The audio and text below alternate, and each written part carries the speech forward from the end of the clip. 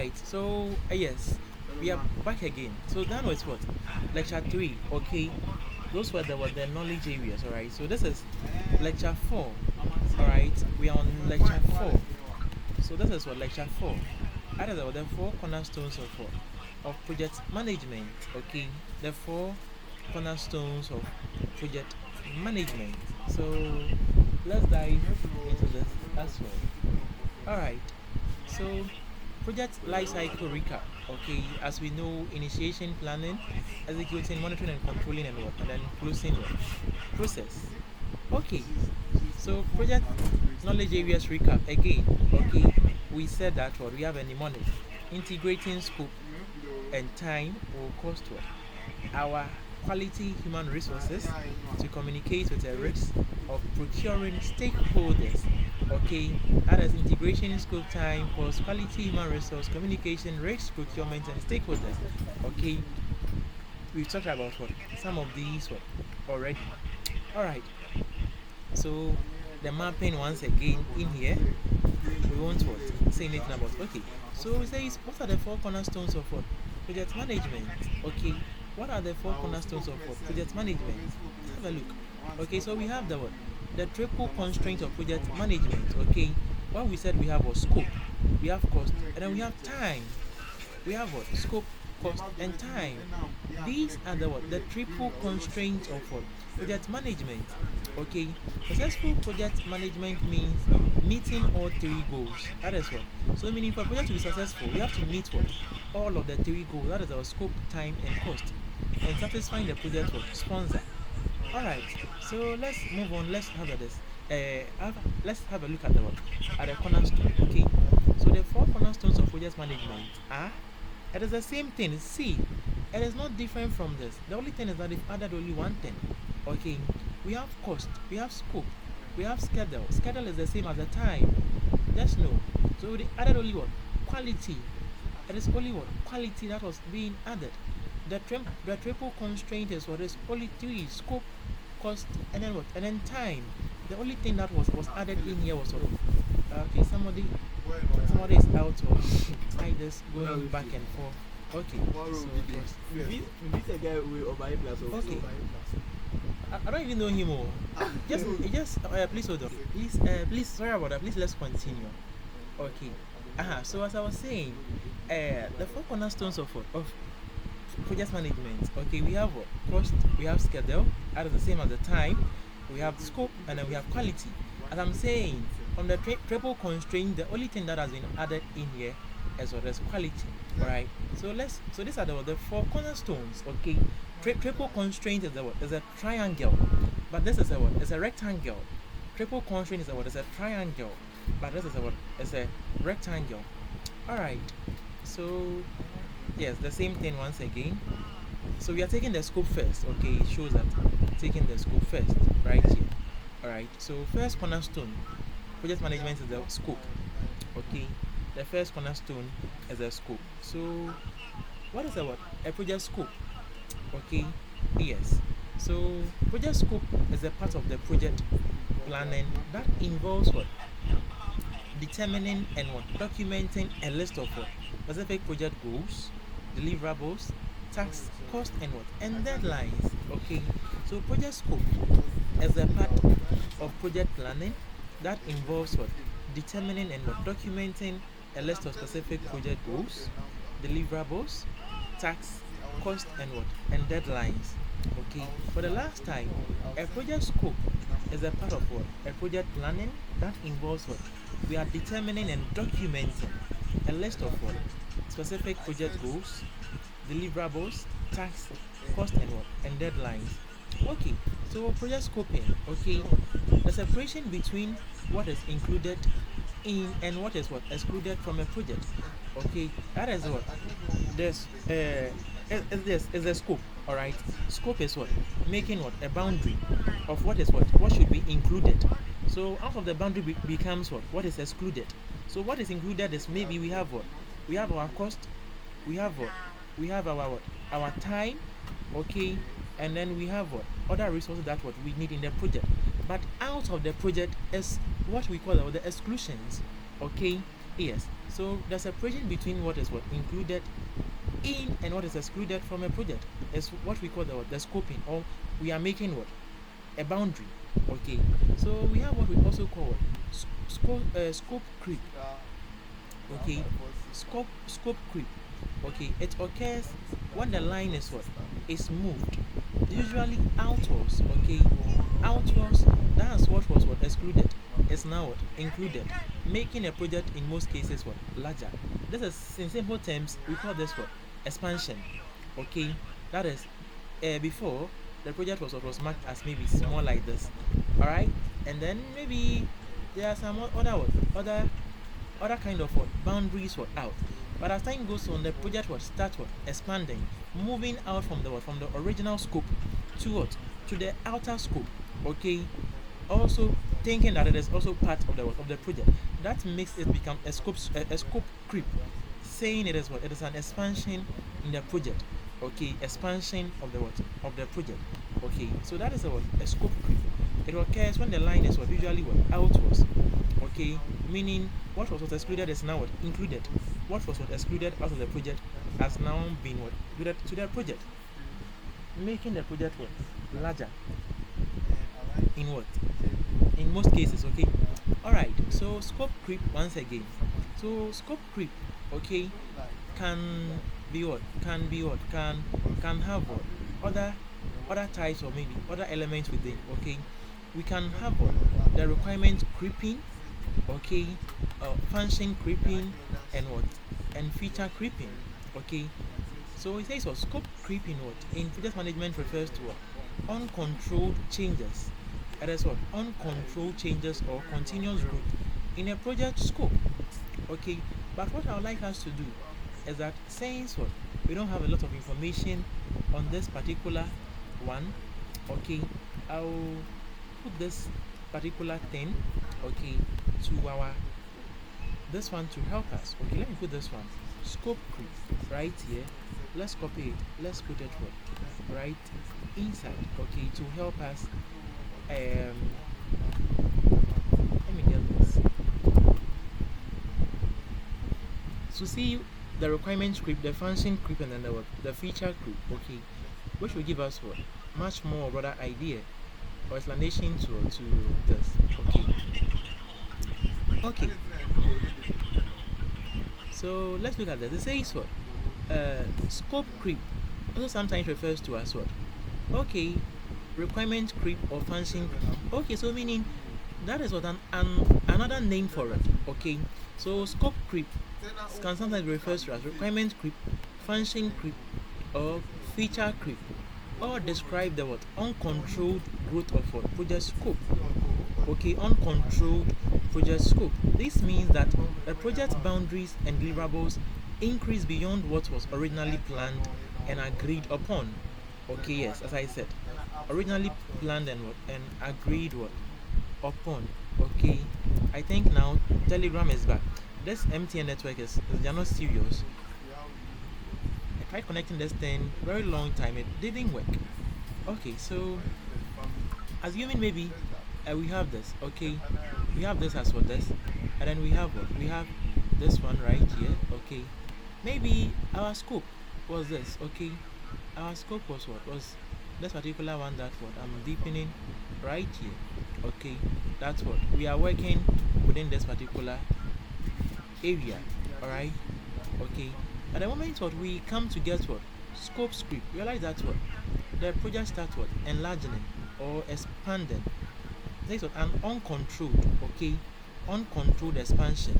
So meaning the other part. Okay, meaning this is what boundaries. Okay, external part. But right now the project is what is getting what into that particular what external part, uncontrollable. And then it says that what yes, right now they should be part of the project. Before we didn't consider them, but right now, since it has happened that way, we are considering what that particular what external factor.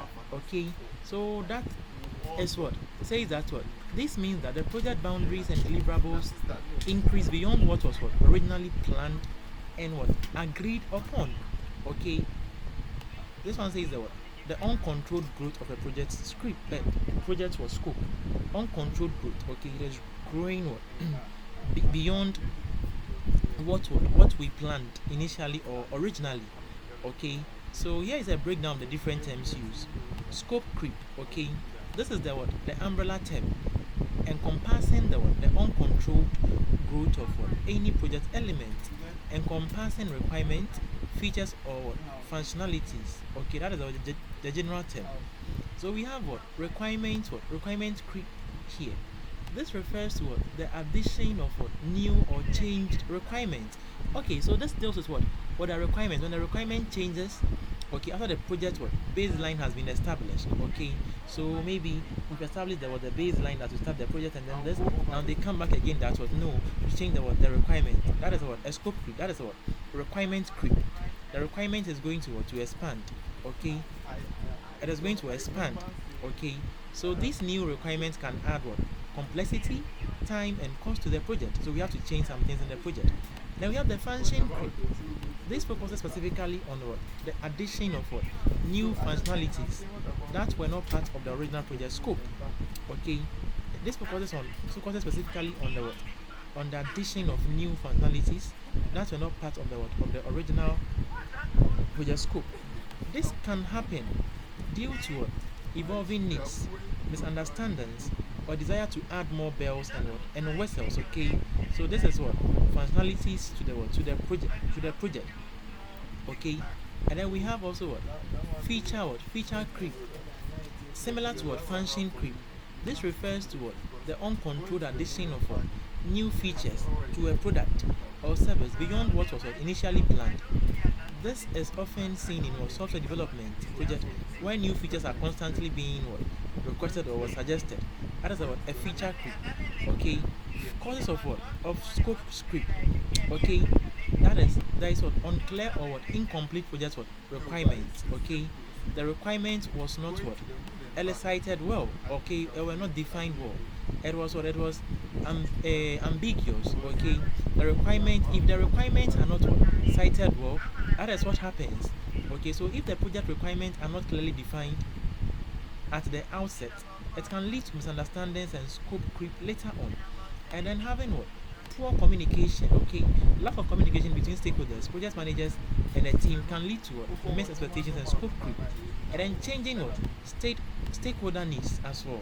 This is one of the critical problem. Okay, changing stakeholder needs. As the project progresses, stakeholders' needs may change, leading to requests for new features or functionalities. That brings us scope creep. And then project manager not managing expectations. Okay, a project manager who doesn't effectively manage stakeholder expectation is more susceptible to scope creep. And then the last one is technical challenges. Okay, unforeseen technical challenges can sometimes necessitate changes to project scope. And then I think we have to look at this last one, the consequences of scope creep. Okay, it delays project, it increases cost, as we said. Okay, because it is maybe adding new features requires increased cost. Okay, adding new requirements changes the time, reduce quality. Okay, trying to fit more work into the same time frame can lead to a reduced or rushed work and a decrease in overall project quality. Okay, you decrease the team morale. Okay, because what was told them initially is not what you are. It happens to everybody. As in maybe you are being told maybe when you work you are going to be paid maybe 1,000 cedis, and then they come telling that we pay 500 cedis. Yes, the morale is going to decrease for the work, and the project might even fail. Okay, project might even fail. And then so these are how to manage them. Okay, clearly define the project. So I think this is clear. Okay, so that is the scope script. Okay, and then we have a look at the requirement creep, feature creep, and then the function creep. Okay, so in general, okay, it says scope creep is as the uncontrolled growth of project scope.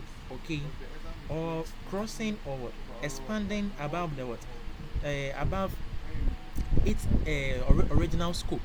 Okay, that is as simple as that. Scope creep. Okay, so it says scope creep in project management refers to uncontrolled changes or continuous growth in a project scope.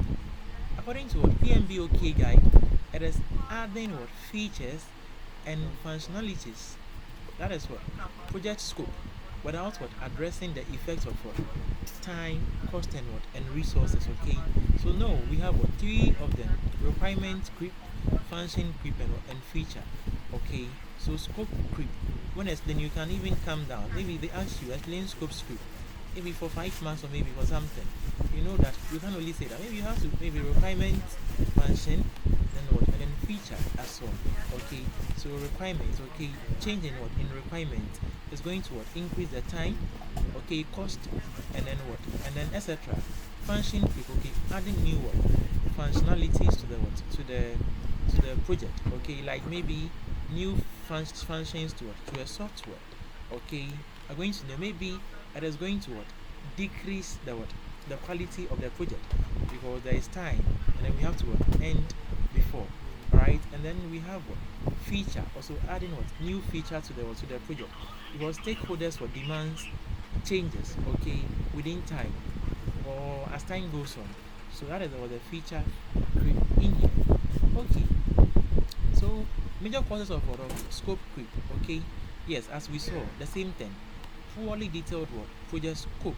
Okay, poorly what detailed project scope. Okay, so poorly detailed project scope statement in the project initiation document. Okay, and then we have what poor project management requirements. Okay, and then poor control of the project by the project manager. That is why we I think they mentioned what the project manager. Okay, failing to what to really what tackle or failing to control the project. Okay, may lead to what to project scope creep. Okay, and then what indecisiveness in what project stakeholders. Okay, that is what the changing of what requirements. All right, indecisiveness of the what of the stakeholders, and then too many project stakeholders who have what differing what priorities and objectives. Okay, when you have what too many what stakeholders on the project, they may have what different what priorities and objectives. Okay, this may lead to what scope creep. Okay, as simple as that. Okay, uh, defining what poorly detailed what project scope. Okay, or requirements. Secondly, okay, poor project what management by the what project manager, and then here indecisiveness by what stakeholders. All right, and then here maybe too many stakeholders who have what different what priorities. Okay, which I think is the same thing we read in here. All right, let me see. Was it the same thing? Yes. Unclear and or incomplete requirement, poor communication. Okay, here communication, changing what stakeholder needs. This is what the indecisiveness. All right, and then project manager not what managing expectation. That is the third one we have, and then we have what technical challenges as well. Technical challenges. So it's the same thing Where are these we have here. Okay, so ways scope creep can be managed. Okay, maybe completing and I say clearly what clearly defining what project scope, or clearly what defining what requirements can eradicate what scope creep. And then what good communication with what with stakeholders. That is a good rapport. Okay, or a good rapport with what project stakeholders. And then active management by what project managers, and then good initial estimating and planning. Okay, so a lot of them. Okay, so whatever causes are, you're just going to use the word. Just have to make this positive. Then it becomes the ways to control, or the ways to manage scope creep. Okay, so what is the word project scope what management? Okay, project what scope management, as we have in here. Let's have a look at this. Okay, so we have what project scope management what summary right here, but we don't need this. We don't need that. We have to check out this before. Okay, scope management. Okay, let's check out this before. Let me see. Let's check out this before.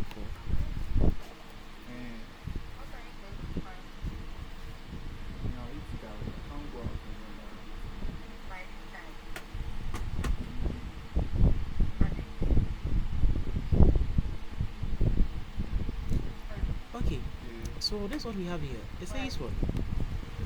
Project scope management. Okay, project scope management is a process of what? Of defining, planning, monitoring, and what? Controlling the project scope throughout its life cycle.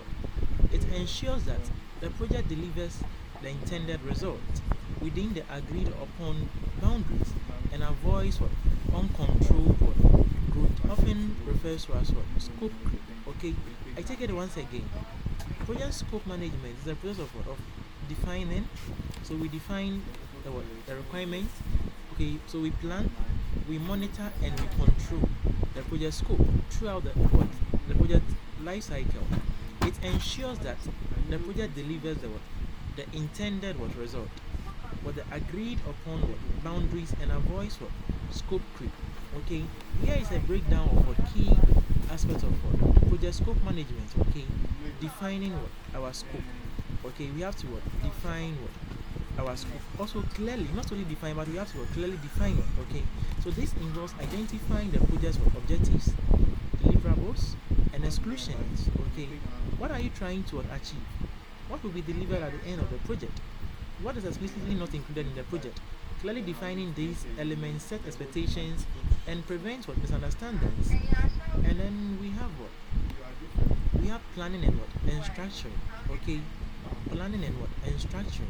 So this involves what? Creating what? A work breakdown structure, which breaks down the project deliverables into smaller, more manageable tasks. This helps visualize the project scope and identifying potential dependencies between tasks. So in the planning and structuring of the scope, okay, we create what? A work breakdown structure, okay, which breaks down the project into what? Into smaller, more manageable tasks. And then after, okay, I think we also develop what? Project management plan within the planning. Okay, project management plan outlines the project scope in detail, including timelines, resources, and budget allocated to achieve the deliverables. And then the next one, big step is what? Is monitoring and control. So you see, after defining the scope, it is like the same thing, like those initiation, whatever. That says you have to define the scope, you have to plan the scope, and then you have to what? Monitor and control. It's like the same thing, monitor and control the scope. Okay, so this involves what? Continuously monitoring the project progress against the defined scope. Okay, this involves continuously monitoring the project progress against the defined scope. Are there any requests for changes or additions to the scope? Are there any requests for changes or additions to the scope? Project managers need to be proactive in identifying potential scope creep and its implications. Okay, so you have to look at if there are any scope creep in the project, and then a change control process is a vital tool for managing scope creep. So in here, whatever they are trying to talk about what? Monitoring and controlling scope creep. Okay, so I think yes, they mentioned 3, 4. So please let's take note. Okay, the project scope management. Okay, says what is a process of defining, planning, monitoring, and controlling. It's the same thing that what we have here: defining, planning, monitoring, and controlling. Okay, a project. Okay, so that it doesn't go so that it doesn't go beyond. Okay, or to avoid what? Uncontrolled what? Growth. Okay, in the project, causing what? Scope creep. Alright, so let's have a look. Okay, so project scope management summary is the same thing. Okay, they don't even have, okay, see where they brought the what? The definition of the scope. Okay, so they brought it right here. I think this one should maybe first. Okay, we have to define, and then what? And then we plan. Okay, we plan. Okay, we can define and then collect requirements as well. And then we plan. Okay, so they've messed up this whole thing in here. But this is only planning. Okay, this is only planning, and this is only what? Monitoring and what? And controlling. So in the planning, they do what? Planning of scope management. They collect requirements, define what the scope, and then they create what? Work breakdown what? Structure. Okay, in the planning. That is what they do. And then in the monitoring and controlling, they validate the scope and they control the scope. It is done mostly to fight against scope creep, okay. But in the planning, okay, they make sure they define, they make definitions, okay. They also do planning of the scope, okay, throughout the project life cycle, so that they can be able to avoid scope creep, okay, or uncontrolled growth out of the scope that was originally set. All right. So plan scope management. That's the first one. Okay. Okay. Plan scope management. The project team uses expert judgment and meetings to develop two important outputs. So when we say expert judgment, what it means is that it is an industry that they are working in. We have experts, okay, who are work on some project, okay. Maybe in comparing this particular new project that they are working on and what maybe those experts has worked on before, maybe there are some findings that they found, there are some things that they documented down, something that maybe they wrote as well. So maybe based on that particular judgment, they want to adopt it and then and then use it. Okay, that is the expert judgment. Okay, so the project team uses expert judgment and meetings to develop two important outputs. Okay, one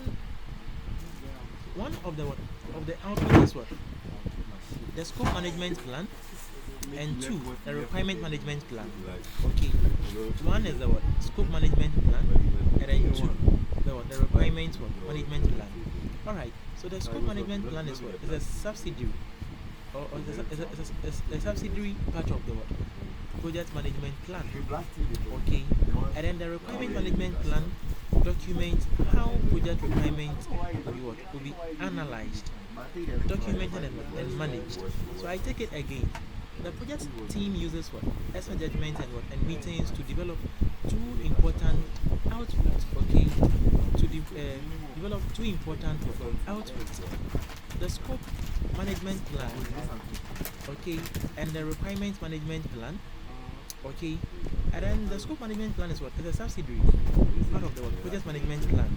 But the requirement management plan documents how project requirements will be analyzed, documented, and then managed. Okay, so plan scope management involve developing a detailed scope management plan. Okay, it involves developing a detailed scope management plan. Okay, through understanding the level of detail. You have to understand the level of detail based on the size and complexity of project. Okay, so plan scope management involves developing a detailed scope management plan. Okay, first of all, we said we have to get the a plan scope management and then requirement scope management. Okay, and then here we have to understand them. We have to get a higher understanding. Okay, to level of detail. Okay, based on the size and complexity of the project. And then two, looking at the general project environment to learn from it. Okay, we have to look at the project environment to learn from it. For example, what is the company's experience like? How has the company succeeded or failed? What aspects of scope in previous project aided the success of the project or resulted in the failure of the project? Okay, and then three, produce scope management plan. Okay, produce scope management plan. This document defines the processes to be used and the management strategy for delivering the project. Okay, so scope management plan document defines the processes to be used and the management strategy for delivering the project. Okay, so within planning scope management, first of all we have level of detail, okay, to understand, and then we have to look at the organization or the environment or the company as a whole, and then after we have to produce the scope management plan, the document that defines the processes to be used, and then the management strategies for delivering the project. Okay, so we have also the scope management plan content. Okay, scope management plan content, scope management plan content. Okay, says what how to prepare what a detailed project That will scope be like statement, and then how to create what a work breakdown structure, and then how to maintain and what approve the work breakdown structure, and then how to what, obtain formal acceptance of the what, the project deliverables, and then how to control requests for changes to the what, to the project scope. This is what the sample. Let me look at it. Is this even working? I don't think it works. It doesn't work. It's a document. Okay, a sample of what of scope management plan. Okay, but let me see whether we can find a sample of a scope management plan.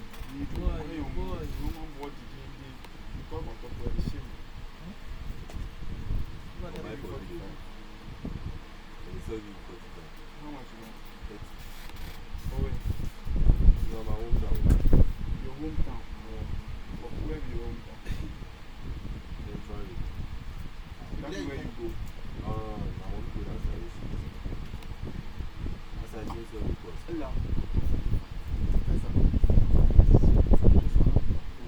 This is not looking clear. try to go like 8 cities.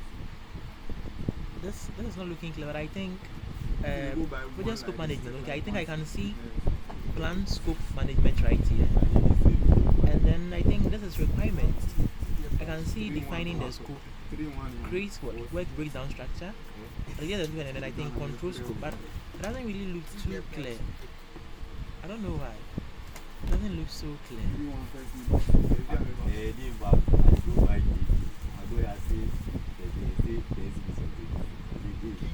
But I think this is okay. Okay, this is a little bit okay. Okay, so the same. So this is how it looks like. Okay, project scope what management plan. Okay, yes. All right.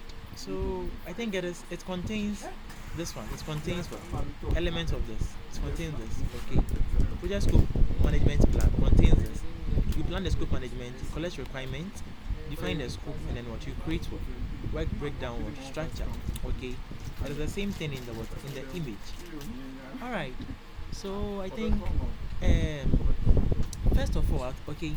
So we want to plan scope management, okay, or scope management plan, okay. Scope management plan. First of all, we have to get the scope management plan, okay, and these are the contents we may need inside.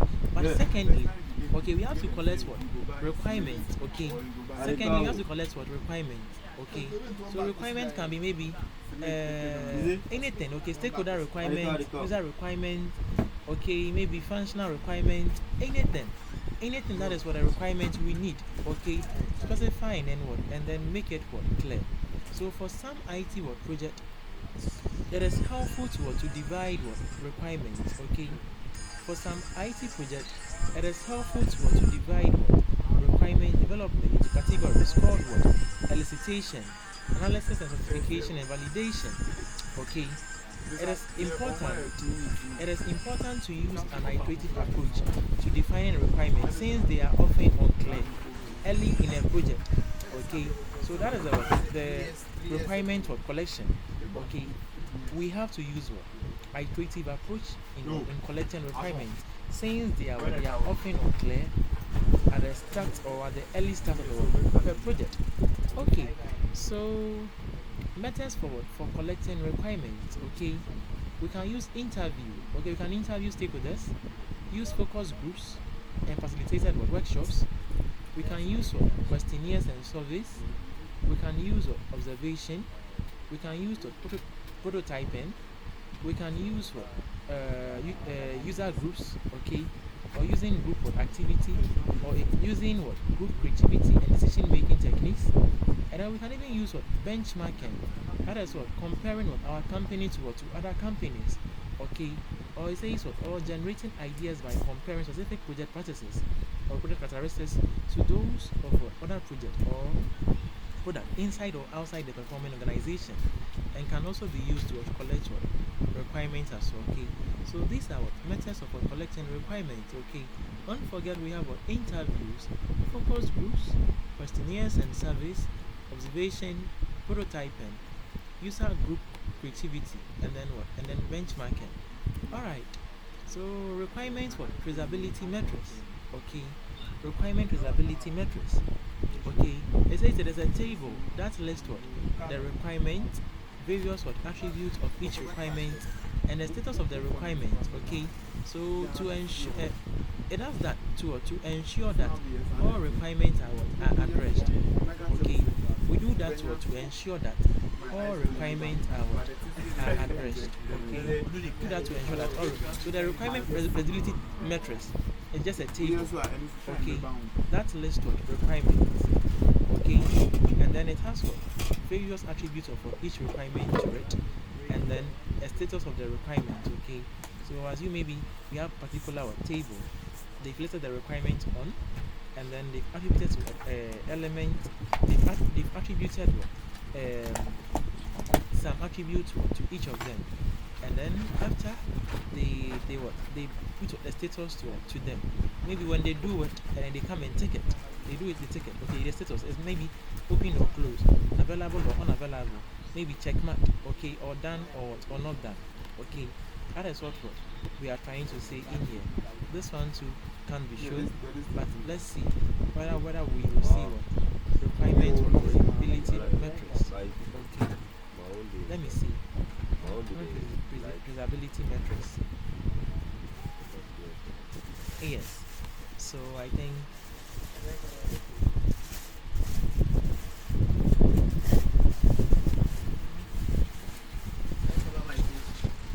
yeah. So these are the okay.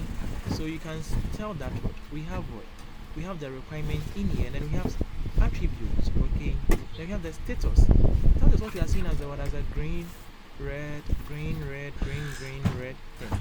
Okay, so that is the status. Okay, so it is a table with a list of the requirements with attributes associated with them, and then a status also together. Okay, so that is simple as that. Feasibility metrics. Okay, requirements. It is even in the name. Feasibility. Okay, to trace the requirements. Okay, the status will help us to know that okay, this is what we've done so far. Okay, this is done to ensure that all requirements are addressed, that we don't miss any of them. So the requirement feasibility matrix is a table that lists the requirement, various attributes of each requirement, and the status of the requirement. Okay, so the third thing to do. So first of all, just remember.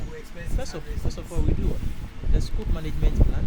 Okay, and then secondly, we also do first of all we do the plan scope management. All right.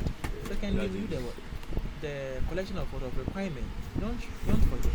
And then we've done that, and then we now come to defining the scope. Okay, and then last we create a work breakdown structure.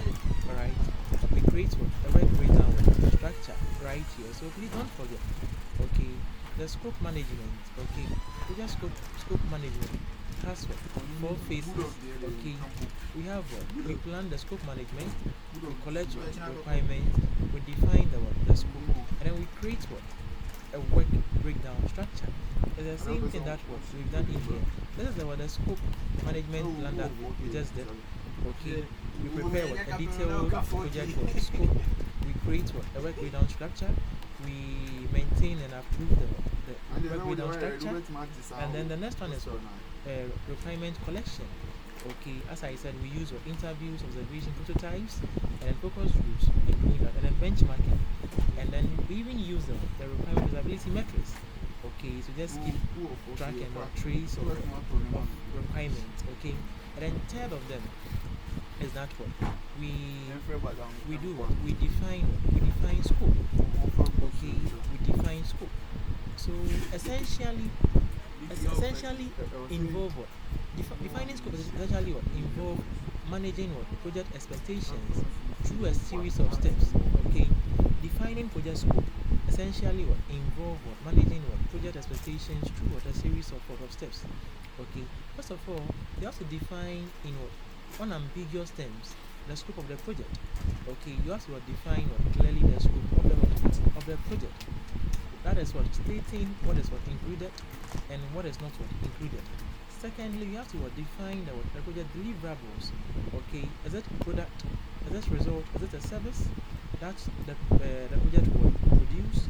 We have to also know from the scope definition.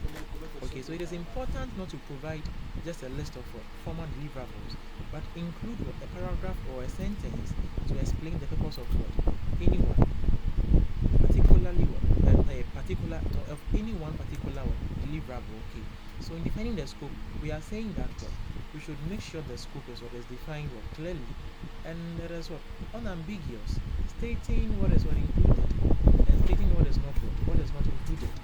Okay, secondly, we have to define the project deliverables. Okay, what are the end product?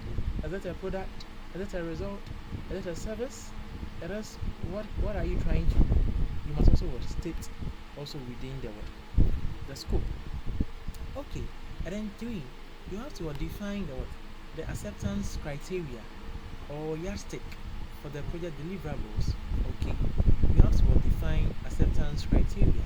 Okay, others, part of which is the definition of who, how, and what. Okay, so who has the responsibility of accepting each deliverable? Is it the sponsor or a subject matter expert? And then how? The measurement criteria. Okay, is it against number of business processes, or is it the style of the presentation? And then what? That is the acceptance process. Okay, that is what is deemed acceptable, or what is it? Okay, okay.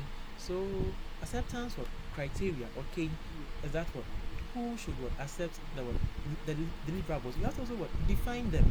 Okay, who it is going to? Is it going to some particular users, or maybe the stakeholders, or it is for the company, or it is for a sponsor? Okay, how is it going to be delivered? Okay, is it against number of business processes, or which particular style in a presentation format? Okay, and then the last one is what is deemed acceptable? Okay, what is deemed acceptable should also be in there. Okay, and then still on the fourth thing to do in scope definition is to produce the scope statement, which defines how the rest of the project will be developed. Okay, the scope statement defines how the rest of the project will be developed, delivered, and concluded. The scope statement needs to identify,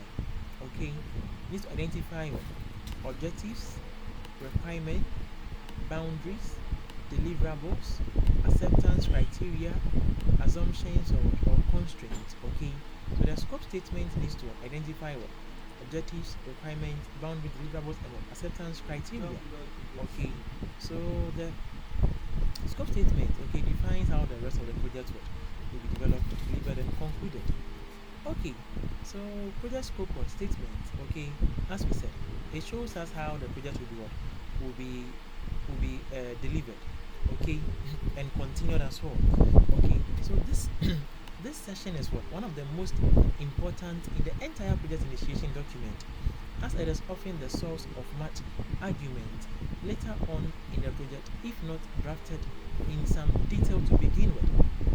So the project scope statement is one of the most important in the entire project initiation document, as it is often the source of much argument later on in the project, if not drafted in some detail to begin with. Okay, this section usually has the following parts. Okay, project scope statement. Okay, out of the details, what the project is going to deliver. Essentially, it is the big picture view of the project. That is the project scope statement, a big picture view of the project. And then we have also the proposed solution. This is where you detail the solution the project will deliver. And then in scope, that is the more specific and detailed this session is. The less confusion and argument about the scope that will be later on in the project life cycle. Okay, so the more specific and detailed this section is, the less confusion the argument about the scope that will be later on in the project life cycle. And then the not in scope. So you have the in scope, not in scope. Not in scope is this section will detail everything that you are not delivering. So this is the exclusion, out of boundary. the things that are not part of the project. You have to also list them. They are not part of the project. In scope is what? The things that are part of the project. Proposed solution is what? The solution that what you are trying to the solution the project what will deliver. The project scope is the what? Is the overview of the whole project.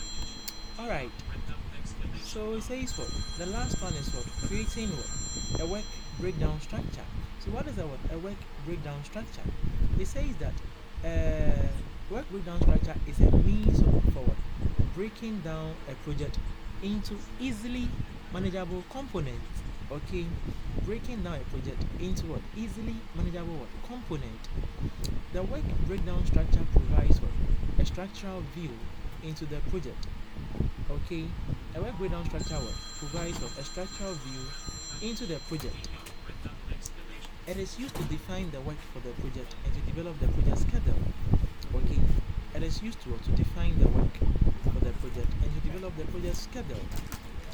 It's a deliverable-oriented grouping of the work involved in a project that defines the total scope of the project. Okay, so work breakdown structure is a foundation document that provides the basis for planning and managing project schedules, cost, resources, and changes. Okay, a work package. Okay, is a task at the lowest level of the work breakdown structure. A work package is a task at the lowest level of the work breakdown structure. Some widely used reasons for creating a work breakdown structure include to assist with accurate project organization. Okay, so that it can help or to assist with accurate project organization, and then it helps with assigning responsibilities and roles. Okay, yes, as simple as that. Okay, at the moment we break down the project into manageable components. I know that maybe sharing this particular project, I'm going to give you a role. So you should do role 1, maybe 10% will do role 2 on this particular side of the project. And then it shows the control point and project milestones. Okay, moment maybe sprint 1 or level 1 is done. We know that's what we have achieved a particular milestone. And then it allows for more accurate estimation of cost, risks and time. Okay, because we divided the project into manageable components. Okay, we can allocate cost, risk and time to this particular levels of breakdown. As we know, level 1, okay, we are giving it an estimate of maybe so and so amount. Maybe the risk that we are expecting is this, and then the time that we are supposed to finish with a particular level is this. So it allows for more accurate estimation of cost, risk and time. And then it helps explain the project scope to stakeholders. Okay, it helps to explain the project scope to stakeholders. So all in all, we are saying that a work breakdown structure is a means for breaking down a project into a manageable component. Okay, it is deliverable oriented grouping. Okay, that is the product. Either it's a product, result, or a service. That is the deliverable. What are we delivering at the end of the whole thing? So it is deliverable oriented. Okay, so we use work breakdown structure for some reasons. Okay, just to allow for more accurate estimation, because it explains the project scope to stakeholders, and then assist with accurate project organization, and then helps with assigning responsibilities, and then it helps you to know milestones that we've reached on the project. Okay, so this is an example of a work breakdown structure. Okay, example of a work breakdown structure. Okay, like writing maybe a document somewhere. Okay, like this is chapter 1. 1.1 we do initiation. 1.1.1 we do evaluation. Okay, point 2 we do project chapter. And so this is a work breakdown. This I can say maybe this is it's a project. This is widget management system. So you see, at the 1.1 we do initiation. 1.1.1 we do evaluation and recommendation. 1. So we're breaking them into manageable components. Okay, so we can share it in forms of we can share them in forms of role. Okay, so we can give it to people in a form of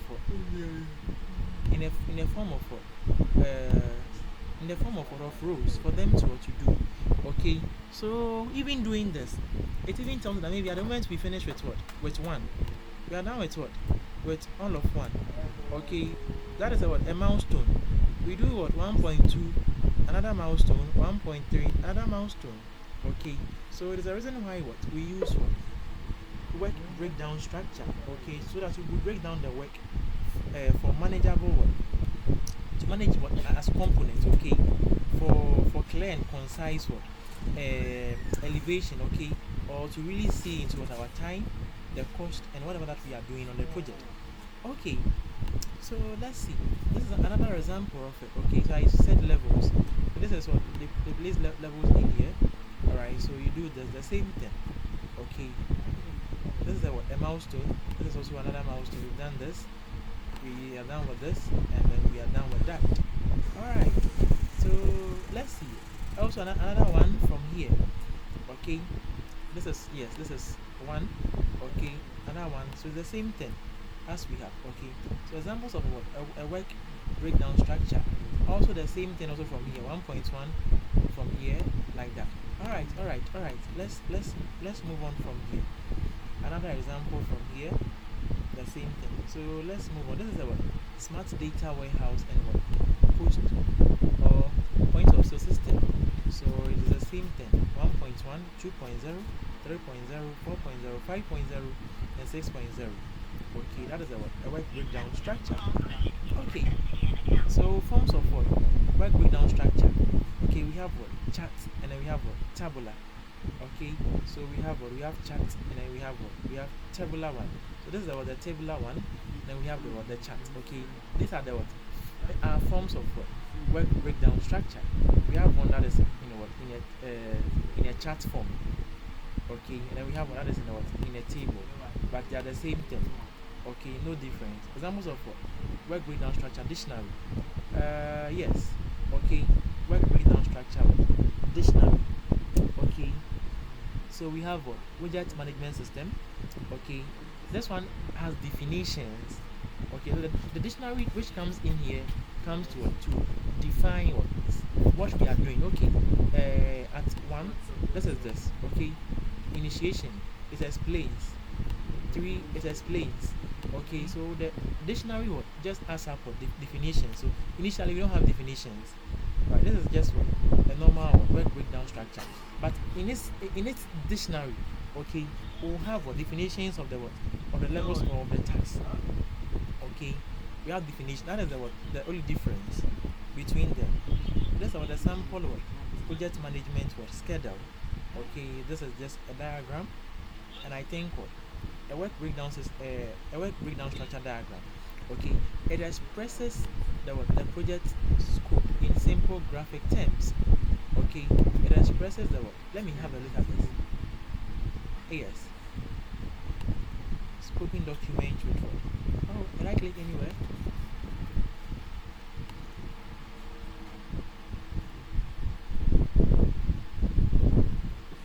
Okay, it is not even here.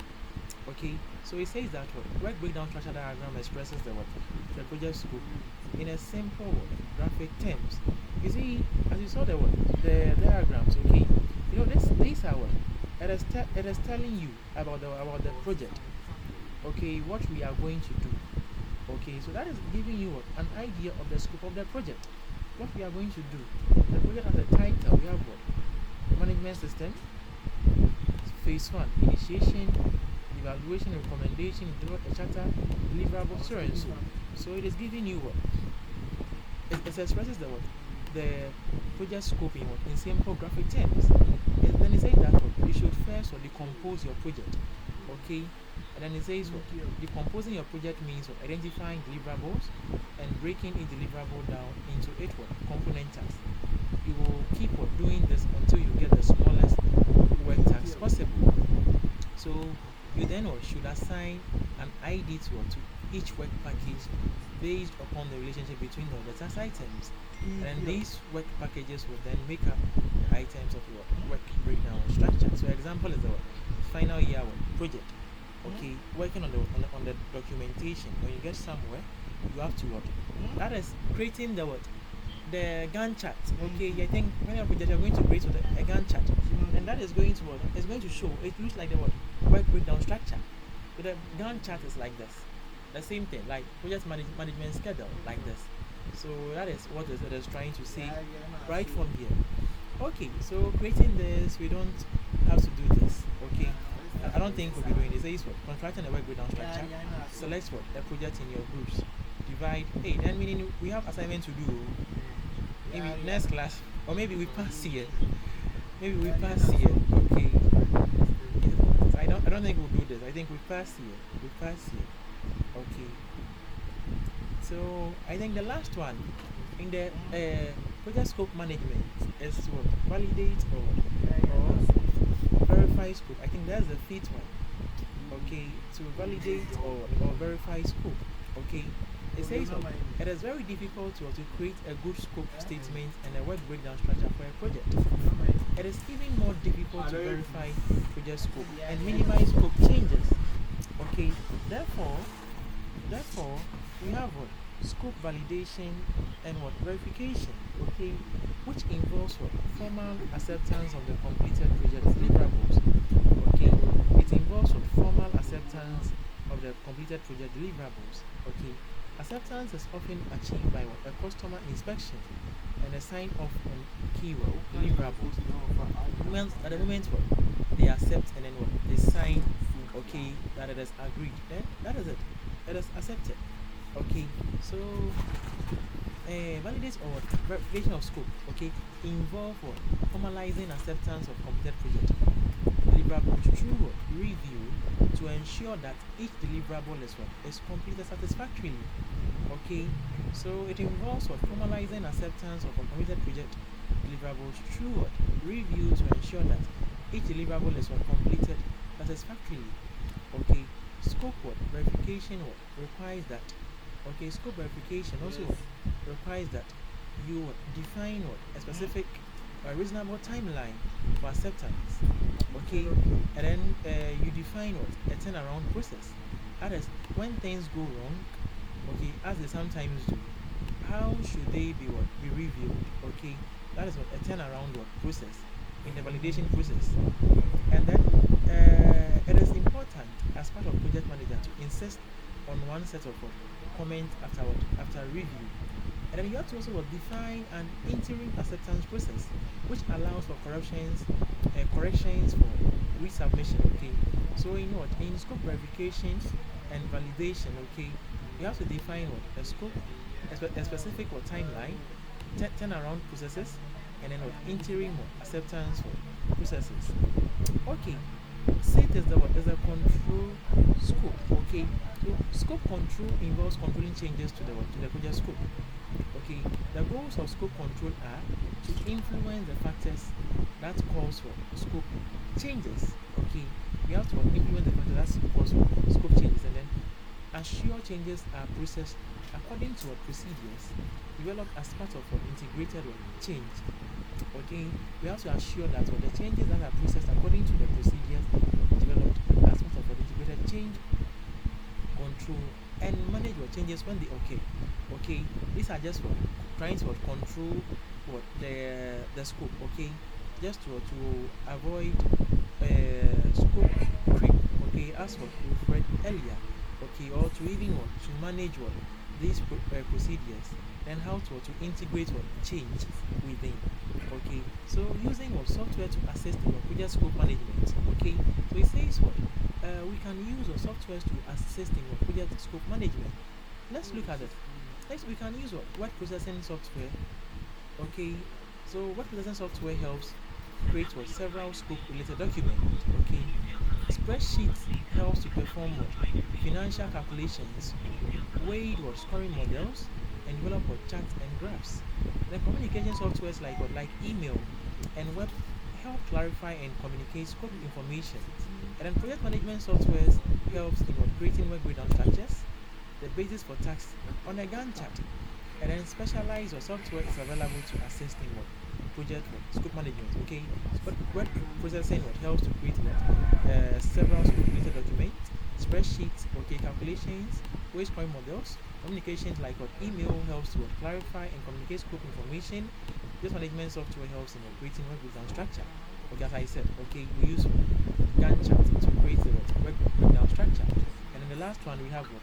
Specified what? Software that is available to assist in what? Project scope management. Okay, so the session or the summary of the session that what we've taken so far was on project what?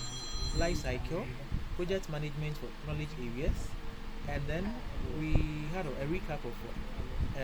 Mapping of what knowledge areas to what? To process groups, and then that is what lecture 4. Okay, we looked at the what? Four cornerstones of what? Project management. Okay, we we have what? Looked at the what? Scope management. That is what we've done so far. Okay, so scope management. Okay, we do what? Plan scope management. As I mentioned, we do what? Collection of what? Requirements. Okay, so planning what? Planning scope management. Okay, entails what? A lot of things to do.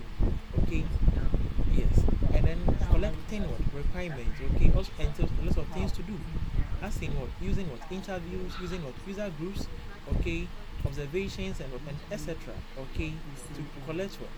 To collect what? Requirements. And then 3. Okay, you define the scope. You have to what? We have to what? Please hold on. I'm coming. A minute.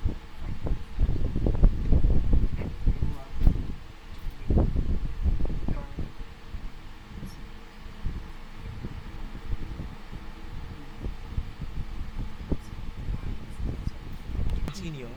Okay, so let's continue. So as I was saying, okay, you have to plan your the scope management. Okay, set out what? Everything clearly and what? And concise without any what? Ambiguity. And then you have to collect responses, collect what? Requirements. Okay, from stakeholders. Okay, you can use what? Interviews. Okay, you can use what? Observation. You can use surveys and questionnaires. And then in defining the scope, you must set it what? Clearly in such a way that you must do the in scope and then the out scope.